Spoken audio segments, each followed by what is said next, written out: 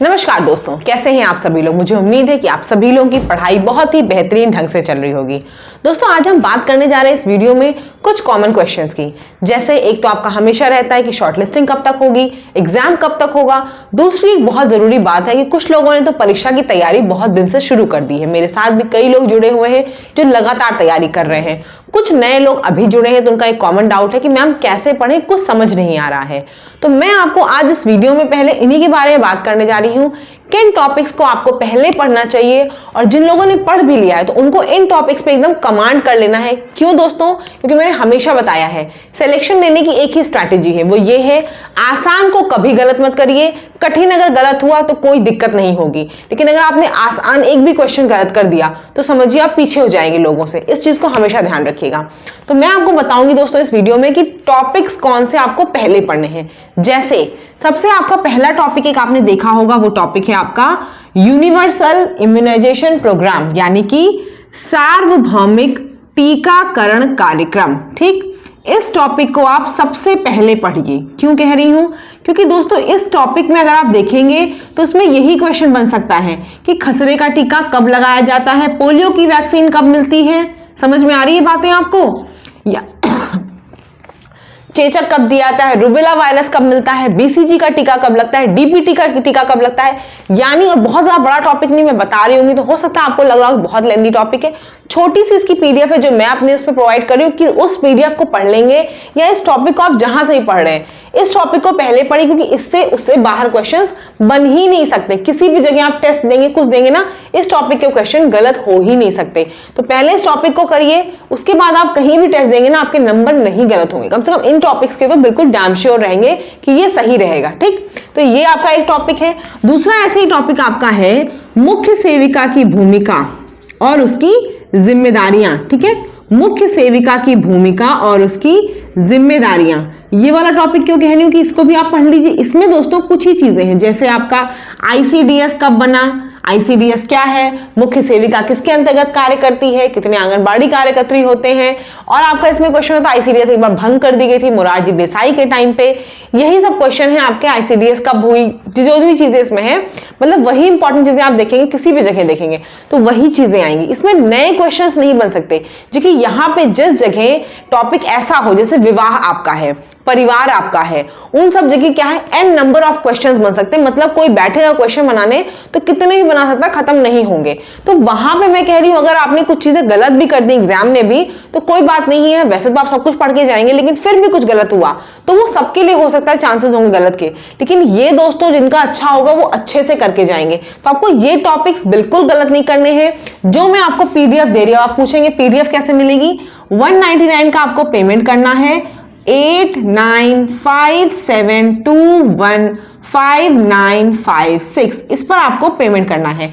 छोटा सा आप क्लिपिंग देख लीजिए, मैं आपको स्क्रीनशॉट लेकर अपनी पीडीएफ का क्लिप दिखा रही हूं, क्योंकि आप में से कई लोग फिर कंफ्यूज रहते हैं कि पीडीएफ कैसी मिल रही है। तो देख लीजिए, आपको स्क्रीन पे पीडीएफ दिख रही होगी, इसी टाइप की आपको पीडीएफ मिलेंगी। ठीक है, अब हम बात कर लेते हैं आगे कौन सा टॉपिक है दोस्तों।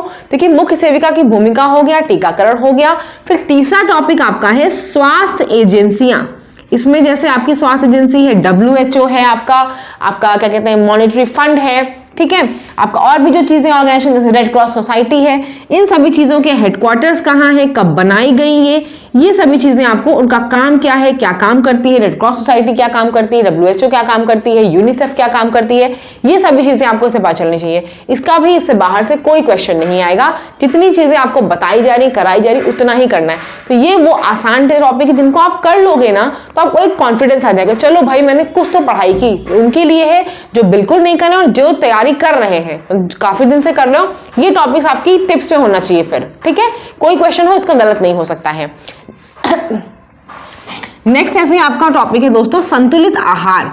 तो देखिए, संतुलित आहार से भी आपकी लिमिटेड चीजें हैं, जैसे कि कार्बोहाइड्रेट कितना लेना चाहिए, कार्बोहाइड्रेट कौन से सोर्स है, उसकी कमी से क्या होता है, उसकी अगर अधिकता हो जाए तो क्या होगा, वसा से क्या होगा, प्रोटीन से क्या होगा, कितने ग्राम एनर्जी देता है वो। यहाँ पे अगर प्रोटीन के बच्चों में मतलब कुपोषण हो रहा है तो कौन से रोग होते हैं, जैसे मेरास्मस होता है, क्वासियारकोर होता है। तो ये सब चीजें आपकी संतुलित आहार में आ जाएंगी। तो ये टॉपिक भी आपका ऐसा है जिससे एन नंबर ऑफ क्वेश्चन नहीं बन सकते, इसको भी आपको अच्छे से पढ़ लेना है। ठीक है, उसके बाद हम लोग देख लेते हैं दोस्तों टॉपिक कौन सा है हमारा। उसके बाद एक टॉपिक है आपका रोग। रोग में यकीनन बहुत टॉपिक बन सकते हैं, जितनी भी चीजें आप सोचे रोग में बन सकती हैं, क्योंकि रोग क्या है, अनलिमिटेड टॉपिक है।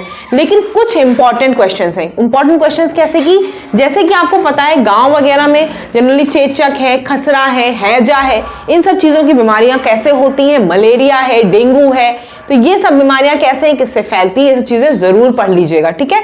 तो ये आपके टॉपिक्स हैं। एक आपका और टॉपिक रह गया प्रतिरक्षा। प्रतिरक्षा यानी कि इम्यूनिटी।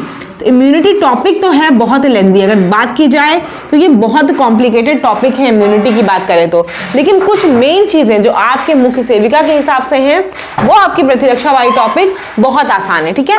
तो ये कुछ टॉपिक्स हैं जो आप जरूर कर लीजिएगा, और बाकी तो जो चीजें हैं जो हम पढ़ रहे हैं वो तो आपको करते ही चलना। देखिए मैंने चैनल पे अभी शॉर्ट नोट्स की एक प्लेलिस्ट तैयार की दी है, जिसमें आपको फटाफट क्विक रिवीजन हो जाएगा। जो भी चीजें आप पढ़ेंगे वो आपका वहां पे क्विक रिवीजन हो जाएगा। वहां पे भी स्टार्टिंग ही की है मैंने, कोशिश कर रही हूँ कि जल्दी से जल्दी वहां भी कंटेंट आपको मिल जाए, तो आप उसको भी देख सकते हैं। बाकी आपको क्या करना है दोस्तों, चैनल पे जाइए, पूरी प्लेलिस्ट बनी हुई 20 टॉपिक की, वहां से जाके आप सारे टॉपिक वाइज टॉपिक चीजों को देख लीजिए, उसके बाद पीडीएफ से पढ़ लीजिए, सब क्लियर हो जाएगा, कोई दिक्कत नहीं। हाँ, इन टॉपिक्स को मैं बार बार बोल रही हूँ, 5-6 टॉपिक जो है आपके 20-25 में से, उस टॉपिक को तो रट लीजिएगा। इसमें से एक भी क्वेश्चन गलत नहीं करना, क्योंकि इसमें बाहर से क्वेश्चन नहीं आ सकता, कुछ ही क्वेश्चन बन सकते हैं जो मैं सब करा चुकी हूँ, ठीक।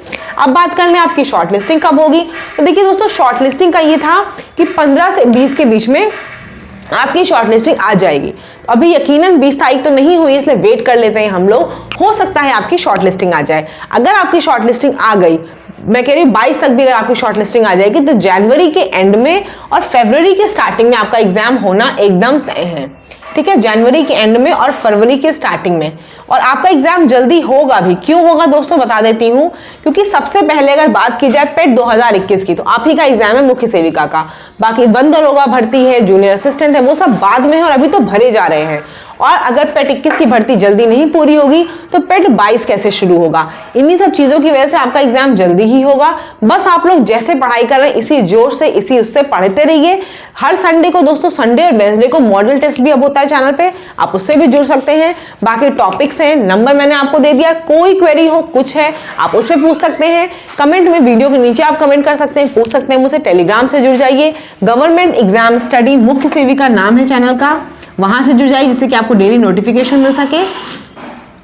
गवर्नमेंट एग्जाम स्टडी मुख्य सेविका, ये आपका टेलीग्राम चैनल है, इससे आप जुड़ जाइए। बाकी भी कोई क्वेरी हो आप लोगों की तो आप बिल्कुल पूछ सकते हैं मुझसे, लेकिन हाँ, पढ़ाई में बिल्कुल भी ढिलाई मत करिए, क्योंकि ये कंपटीशन इतना आसान है आप लोगों के लिए कि यहाँ से अगर आप चाहे निश्चय कर लें तो आपको सरकारी नौकरी लेने से कोई भी नहीं रोक सकता। कंपटीशन कम है, आपको पता है, फॉर्म कम पड़े हैं, लड़कियों का खाली कंपटीशन है, आपकी चीजें डिफाइंड है एकदम, ऐसा नहीं है एन नंबर ऑफ क्वेश्चंस आएंगे। तो बस प्रैक्टिस करते रहिए और पढ़ाई करते रहिए। वीडियो को देखने के लिए धन्यवाद। अगर आपको मेरी बातें अच्छी लगती हैं तो चैनल पर नए होंगे सब्सक्राइब जरूर करिएगा, अपने दोस्तों के साथ इसको शेयर जरूर करिएगा। धन्यवाद।